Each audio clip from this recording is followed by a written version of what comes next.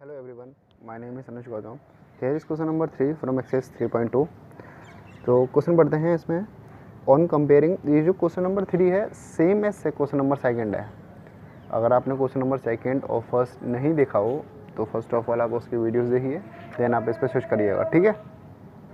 तो देखो इसको पढ़ते हैं on comparing the ratios A1/A2, B1/B2 and C1/C2 find out whether the following pair of linear equations are consistent और inconsistent.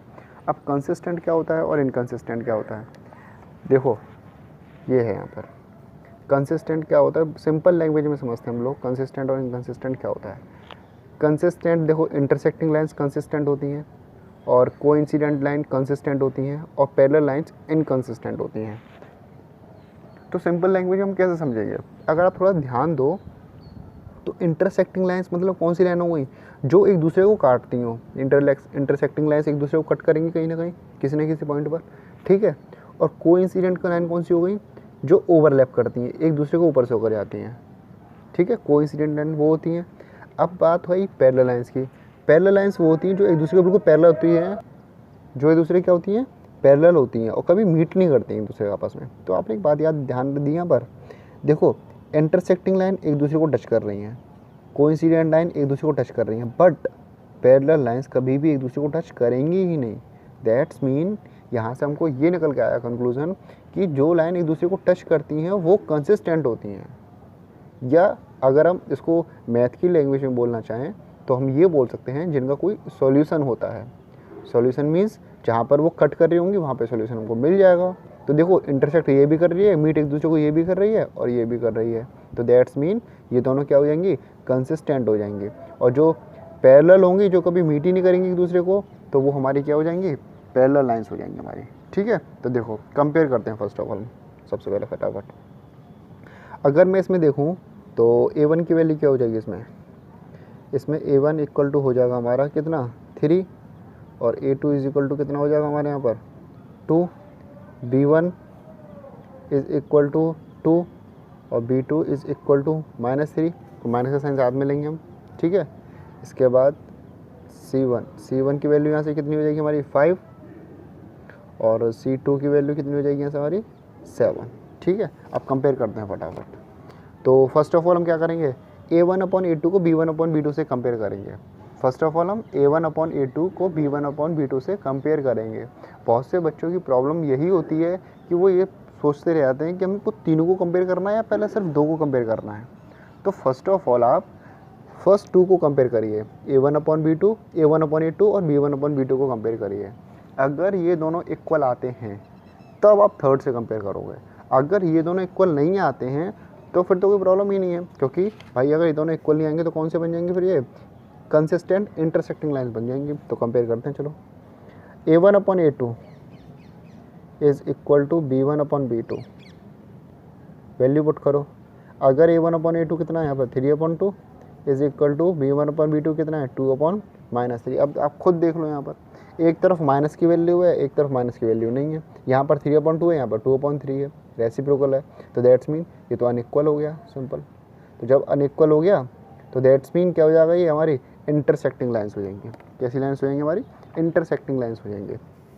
तो हम यहाँ पर लिख सकते हैं, यहाँ पर क्या लिख सकते हैं कि these lines are intersect each other at a point, और इनका यूनिक सॉल्यूशन भी होगा, ये आपने पढ़ा भी होगा पहले, ठीक है। और देखो तो क्या हो जाएगा, सो द पेयर, सॉरी पेयर किस पर नहीं आता कर देखिए, PAIR pair, so the pair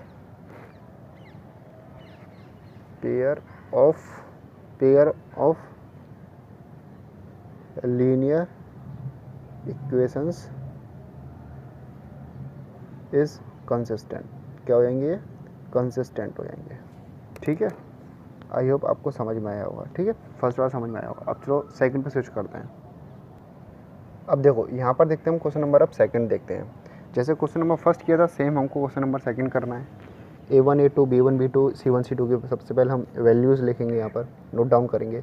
ये सब चीज़ें बेटा देखो, आप सोचोगे कि सर ये क्या लिखवा रहे हो, ये तो हम पता होता है ना, सबको पता सबको होता है, बट आपको स्टेप बाय स्टेप करना है ना। बोर्ड एग्ज़ाम्स में आप इसमें रिस्क क्यों लेना चाह रहे हो, ठीक है। तो सिस्टमेटिक तरीके से करो इजीली। A1 की वैल्यू कितनी होगी यहाँ पर हमारी 2, और A2 की वैल्यू कितनी होगी हमारी यहाँ पर 4। आप ऐसे करो ना कि टीचर को, जैसे मान लो कुछ आता ही नहीं है, आप उसको बिल्कुल बच्चों की तरह समझा रहे हो। टीचर इससे टीचर पे इफेक्ट पड़ता है बेटा, और फिर रिजल्ट अच्छा रहता है उसका, ठीक है। तो देखो B1 इज इक्वल टू कितना हो जाएगा यहाँ से हमारा -3, और B2 इज इक्वल टू कितना हो जाएगा -6। फिर C1/C2 is equal to, C1 की वैल्यू कितनी है 8 और C2 की वैल्यू 9, सिंपल, ठीक है। कंपेयर करते हैं फटाफट से इनको। तो देखो यहाँ पर मैं करूँगा, आपको खुद आइडिया हो जाएगा। देखो यहाँ पर 1/2 आएगा इसका कट होकर, इसका भी पॉजिटिव में 1/2 आएगा, क्योंकि माइनस से माइनस कट हो जाएगा, तो पॉजिटिव में 1/2 आएगा। अब थर्ड वाले का देखो, फर्स्ट 2 इक्वल आ गए। मैंने आपको पहले क्या बोला था कि अगर आपके फर्स्ट 2 इक्वल आ जाते हैं, मतलब A1/A2 is equal to B1/B2 के आ जाता है, तब आप थर्ड वाला उसमें साथ में लेंगे। तो देखो फर्स्ट 2 हमारे इक्वल आ गए। अब हम थर्ड वाले को देखेंगे, क्या वो 1/2 आ रहा है, नहीं आ रहा। दैट्स मीन हमको तीनों लिखने पड़ेंगे। A1/A2 लिखो फटाफट। यहाँ पे क्या लिखूँगा आप 2/4 is equal to 3/6, minus minus cut हो जाएगा, ये यहाँ पे कट कर दो, इज इक्वल टू 8/9। तो देखो कटोगे क्या हो जाएगा यहाँ पर, ये 1/2 1/2, तो देखो क्या हो जाएगा यहाँ पर, ये हो जाएगा हमारा 1/2 is equal to 1/2 is equal to 8/9। That's mean ये दोनों तो इक्वल हैं हमारे, बट ये हमारा इक्वल नहीं है। तो जब ये हमारा इक्वल नहीं है, तो कौन सी इक्वेशन बन जाएगी यहाँ पर हमारी, कौन सी इक्वेशन आ जाएगी इसमें से, बताओ। लास्ट वाली आ जाएगी ना, पैरेलल लाइंस वाली हमारी, ठीक है, लास्ट वाली तो आ जाएगी हमारी। तो इसमें क्या हो जाएगा हमारा, A1/A2 is equal to B1/B2 is not equal to C1/C2। तो हम यहाँ पर ये बोल सकते हैं कि यहाँ पर जो हमारा ग्राफ बनेगा वो कैसा बनेगा, पैरेलल बनेगा। जो लाइंस आएंगे वो एक दूसरे के पैरेलल होंगी। तो हम लिख देंगे यहाँ पर these lines are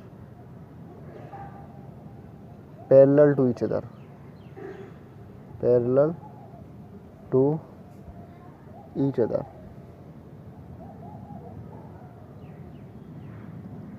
Therefore, spelling गलती दी यहाँ पर मैंने, the pair of linear equation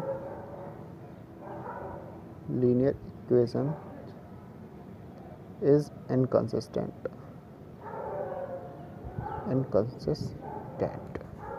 ठीक है।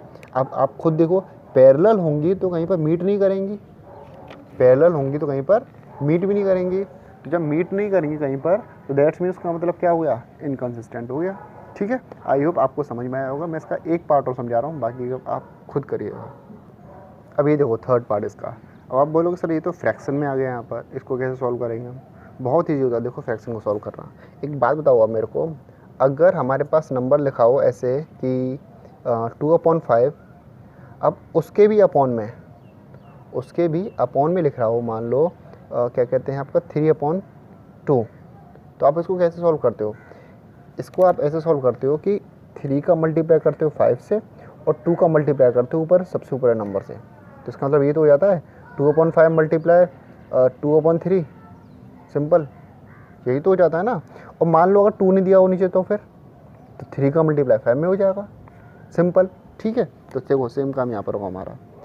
यहाँ पर हम लेंगे A1 की वैल्यू कितनी हो गई यहाँ पर 3/2, और A2 की वैल्यू कितनी हो गई यहाँ पर हमारी 9। इसके बाद आया हमारा B1 की वैल्यू हमारी कितनी हो गई 5/3। B2 की वैल्यू कितनी हो गई -10। इसके बाद नेक्स्ट आया हमारा C1 की वैल्यू 7, और C2 की वैल्यू 14, ठीक है। अब देखो फर्स्ट ऑफ ऑल हमें क्या करना है, A1/A2 करना है, तो कर लो A1/A2। तो मैं अगर यहाँ पे लिखूँ A1/A2 इज़ इक्वल टू, तो क्या हो जाएगा हमारा 3/2। भाई A1 तो 3/2 हो गया ना, तो अपॉन में A2 और चाहिए ना मुझे को। तो देखो मैं A2 इसके नीचे 9 लिखूंगा ना, मैं वही तो बोला मैंने। ये मान लो 3/2 है आपका और नीचे 9 लिख रहा है, तो 9 का क्या हो जाएगा, मल्टीप्लाई हो जाएगा किस में, 5 में। तो यहाँ पर 9 के लिए किसका मल्टीप्लाई हो जाएगा, इसमें हो जाएगा 2 में मल्टीप्लाई हो जाएगा, सिंपल। ठीक है, क्योंकि 2 के नीचे ही तो 9 को लिखा जाएगा, तो उसका मल्टीप्लाई डिनोमिनेटर से हो जाएगा हमारा, सिंपल। ठीक है, अब आते हैं हम B1/B2 है। तो B1/B2 इज़ इक्वल टू क्या हो जाएगा हमारा 5/3 मेरे को पहले से दिया हुआ है। ठीक है, B1 की वैल्यू तो 5/3 हो गई। अब मुझे -10 भी तो करना है, तो उसका मल्टीप्लाई किस में हो जाएगा, -10 इसमें मल्टीप्लाई हो जाएगा, सिंपल। ठीक है, मान लो अगर इसमें फ्रैक्शन में एक नंबर और दिया होता, एज्यूम कर लो, क्या दिक्कत आ रही है, -10/3 होता, तो मैं क्या करता, -10 का मल्टीप्लाई नीचे हो गया और अपॉन इसके जो डिनोमिनेटर होता है उसका मल्टीप्लाई ऊपर न्यूमिनेटर में हो जाता। ठीक है, अब आते हैं हम लास्ट C1/C2 पर। तो C1/C2 क्या हो जाएगा हमारा 7/14। दैट्स मीन ये कितना हो जाएगा हमारा 1/2 हो जाएगा। ये तो हमारा क्या ये 1/2 आ रहा है, हाँ आ तो रहा है, बट माइनस में आ रहा है हमारा। 5 और 10 से -2 हो जाएगा हमारा नीचे फिर, सिंपल।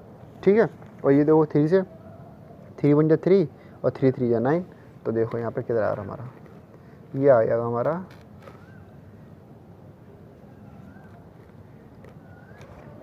1/6 हो जाएगा ये हमारा, इज़ इक्वल टू ये कितना हो जाएगा 5 1 5 और 5 2 10 -2, तो माइनस के 1/6 और इज इक्वल टू 1/2।